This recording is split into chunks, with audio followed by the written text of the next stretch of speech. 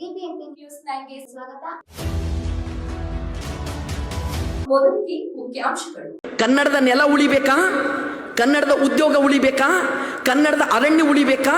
ಕನ್ನಡದ ಜನತೆ ನೆಮ್ಮದಿಯಿಂದ ನಮ್ಮದೇ ಭಾಷೆಯಲ್ಲಿ ಬರೆದು ನಾವು ಸಮೃದ್ಧತೆಯಿಂದ ಬದುಕಬೇಕಾ? ಹಂಗಿದ್ರೆ ಕರ್ನಾಟಕಕ್ಕೆ ಕೊಡಬೇಕಾದ ತೆರಿಗೆಯನ್ನು ಕೊಟ್ಟಬೇಡಿ ವಾಪಸ್ಸು. ನೀವಿವತ್ತಿನ ದಿನ ಕಾರ್ಪೊರೇಟ್ಗಳ ಜೊತೆ ಸೇರಿ ನಮ್ಮ ನೆಲ ಅವ್ರಿಗೆ ಕೊಡ್ತಾ ಇದ್ದೀರಲ್ಲ, ನಿಲ್ಲಿಸ್ರಿ ನೀವು ಅದನ್ನು. ಉದ್ಯೋಗ ಖಾತ್ರಿ ಅನ್ನೋದನ್ನು ಪುನಃ ಶುರು ಮಾಡ್ರಿ. ನಗರ ಉದ್ಯೋಗ ಖಾತ್ರಿಯನ್ನು ತಗೊಂಡು ಬನ್ನಿರಿ. ಎಷ್ಟು ಜನ ನಮ್ಮ ಯುವ ಜನತೆ ಓದಿದಾರೋ ಬರೆದಿದ್ದಾರೋ ಎಲ್ಲರಿಗೂ ನೀವು ಉದ್ಯೋಗವನ್ನು ಕೊಡಿ. ಇದು ಮಾಡೋದನ್ನು ಬಿಟ್ಟು ಹಿಂದಿ ಹೇರಿಕೆ ಮಾಡ್ತೀವಿ ಅಥವಾ ಮತ್ತೇನೇನೋ ಮಾಡ್ತೀವಿ ಅಂತ ಹೇಳಿದ್ರೆ ಈ ಮಾತನ್ನು ಒಪ್ಲಿಕ್ಕಾಗ್ತದಾ ಬಂಧುಗಳೇ?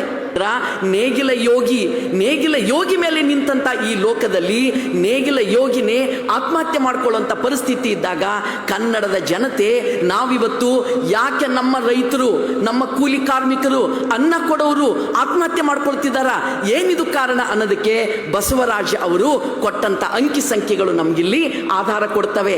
ನಾವು ಕೊಟ್ಟಂತ ತೆರಿಗೆ ಹಣ ನಮಗೆ ವಾಪಸ್ ಕೊಡೋದಿಲ್ಲ.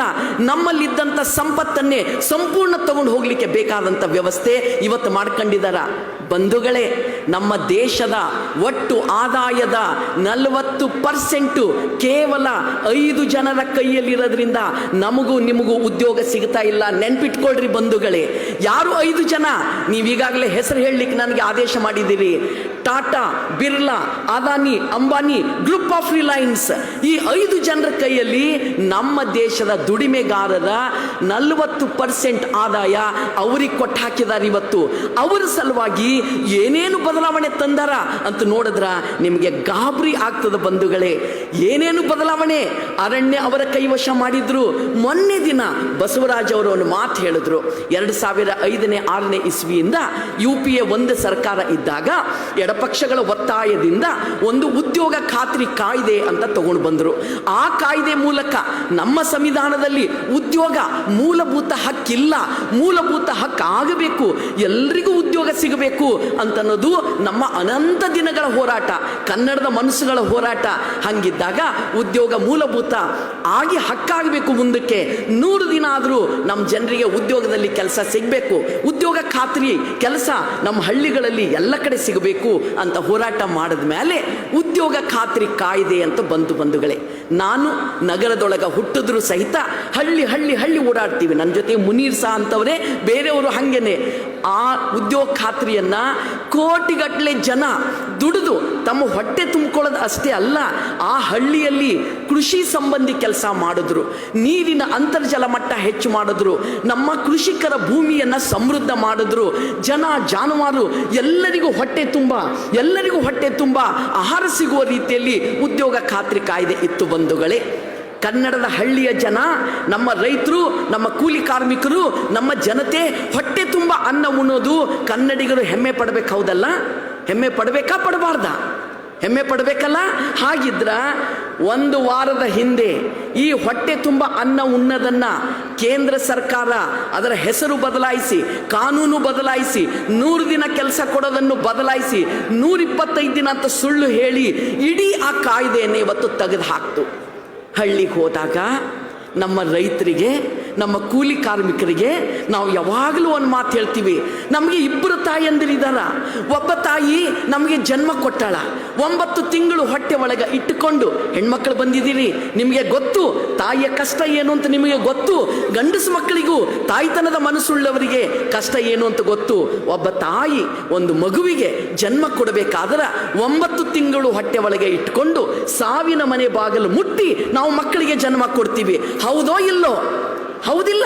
ಸೊ ಸಾವಿನ ಮನೆ ಬಾಗಿಲು ಮುಟ್ಟಿ ಜನ್ಮ ಕೊಡುವಂಥ ತಾಯಿಯ ಋಣ ನಮಗೆ ತೀರಿಸಲಿಕ್ಕೆ ಆಗೋದಿಲ್ಲ ಬಂಧುಗಳೇ. ಆದರೆ ಇನ್ನೊಬ್ಬ ತಾಯಿ ಇದ್ದಾಳ. ಯಾರ ತಾಯಿ? ನಮ್ಮ ರೈತರು, ನಮ್ಮ ಕೃಷಿ ಕೂಲಿ ಕಾರ್ಮಿಕರು. ಅವರು ಉತ್ತಿ ಬಿತ್ತಿ ಬೆಳೆದಿದ್ದನ್ನ, ಅವರು ಬೆಳೆದ ಆಹಾರವನ್ನ ಸಕಲ ಜೀವರಾಶಿಗಳು ಊಟ ಮಾಡಿ ನಾವು ಬೆಳಿತೀವಿ. 2ನೇ ತಾಯಿ ರೈತರು ಮತ್ತು ಕೃಷಿ ಕೂಲಿ ಕಾರ್ಮಿಕರು. ಉದ್ಯೋಗ ಖಾತ್ರಿಯಲ್ಲಿ 100 ದಿನ ಕೆಲಸವನ್ನ ತಗೊಳ್ಳೋದನ್ನ ಇವತ್ತು ಕೇಂದ್ರದ ಸರ್ಕಾರ ಬಂದ್ ಮಾಡಿ ಹಾಕ್ತು, ಮುಚ್ಚಿ ಹಾಕ್ತು, ಆ ಕಾಯ್ದೆಯನ್ನು ತೆಗೆದು ಹಾಕ್ತು. ಹಂಗಿದ್ರೆ ಕನ್ನಡಿಗರಾದಂಥ ನಾವು ಇದರ ಬಗ್ಗೆ ಪ್ರಶ್ನೆ ಮಾಡಬೇಕಾ ಮಾಡಬಾರ್ದ? ಮಾಡಬೇಕಲ್ಲ. ನನ್ನ ಕೊನೆಯ ಮಾತು, ನಾನು ಅಧ್ಯಕ್ಷತೆ ವಹಿಸಿದ್ರು ಒಂದು ಚೀಟಿಯನ್ನು ಕೊಡ್ರಿ ಅಂತ ನಾನು ಹೇಳಿದ್ದೆ. ಕೊನೆಯ ಮಾತು ಹೇಳಿ ನನ್ನ ಮಾತನ್ನು ಮುಗಿಸ್ತೀನಿ ಬಂಧುಗಳೇ. ಕನ್ನಡದ ನೆಲ ಉಳಿಬೇಕಾ? ಕನ್ನಡದ ಉದ್ಯೋಗ ಉಳಿಬೇಕಾ? ಕನ್ನಡದ ಅರಣ್ಯ ಉಳಿಬೇಕಾ? ಕನ್ನಡದ ಜನತೆ ನೆಮ್ಮದಿಯಿಂದ ನಮ್ಮದೇ ಭಾಷೆಯಲ್ಲಿ ಬರೆದು ನಾವು ಸಮೃದ್ಧತೆಯಿಂದ ಬದುಕಬೇಕಾ? ಹಾಗಿದ್ರೆ ಕರ್ನಾಟಕಕ್ಕೆ ಕೊಡಬೇಕಾದ ತೆರಿಗೆಯನ್ನು ಕೊಟ್ಟಬೇಡಿ ವಾಪಸ್ಸು. ನೀವಿವತ್ತಿನ ದಿನ ಕಾರ್ಪೊರೇಟ್ಗಳ ಜೊತೆ ಸೇರಿ ನಮ್ಮ ನೆಲ ಅವ್ರಿಗೆ ಕೊಡ್ತಾ ಇದ್ದೀರಲ್ಲ, ನಿಲ್ಲಿಸ್ರಿ ನೀವು ಅದನ್ನು. ಉದ್ಯೋಗ ಖಾತ್ರಿ ಅನ್ನೋದನ್ನು ಪುನಃ ಶುರು ಮಾಡ್ರಿ. ನಗರ ಉದ್ಯೋಗ ಖಾತ್ರಿಯನ್ನು ತಗೊಂಡು ಬನ್ನಿರಿ. ಎಷ್ಟು ಜನ ನಮ್ಮ ಯುವ ಜನತೆ ಓದಿದಾರೋ ಬರೆದಿದ್ದಾರೋ ಎಲ್ಲರಿಗೂ ನೀವು ಉದ್ಯೋಗವನ್ನು ಕೊಡಿ. ಇದು ಮಾಡೋದನ್ನು ಬಿಟ್ಟು ಹಿಂದಿ ಹೇರಿಕೆ ಮಾಡ್ತೀವಿ ಅಥವಾ ಮತ್ತೇನೇನೋ ಮಾಡ್ತೀವಿ ಅಂತ ಹೇಳಿದ್ರೆ ಈ ಮಾತನ್ನು ಒಪ್ಲಿಕ್ಕಾಗ್ತದಾ ಬಂಧುಗಳೇ? ಒಪ್ಲಿಕ್ಕಾಗೋದಿಲ್ಲ. ಆ ಕಾರಣದಿಂದ ಇವತ್ತು ಇಲ್ಲಿ ನೆರೆದಂಥ ಸಮಗ್ರ ಜನತೆಯಲ್ಲಿ ನಾನು ವಿನಂತಿಯನ್ನು ಮಾಡ್ತೇನೆ. ಏನದು? ಕೇಂದ್ರದಿಂದ ಬರುವ ಯಾವುದೇ ದಾಳಿಗಳನ್ನು ಕೇಂದ್ರದಲ್ಲಿ ಆಯ್ಕೆಯಾಗಿ ಹೋದಂಥ ಮಂತ್ರಿ ಮಾನ್ಯರುಗಳು ಅಲ್ಲಿ ವಿರೋಧಿಸಬೇಕು. ಇಲ್ಲ ಅಂತ ಹೇಳಿದ್ರೆ ಕನ್ನಡಿಗರಿಗೆ ಅವರು ಮುಖ ತೋರಿಸಲಿಕ್ಕೆ ಆಗಲ್ಲ ಅನ್ನುವ ಎಚ್ಚರಿಕೆಯನ್ನು ನೀವು ಅವರಿಗೆ ಕೊಡಲಿಕ್ಕೆ ಸಾಧ್ಯ ಆಗಬೇಕು ಬಂಧುಗಳೇ.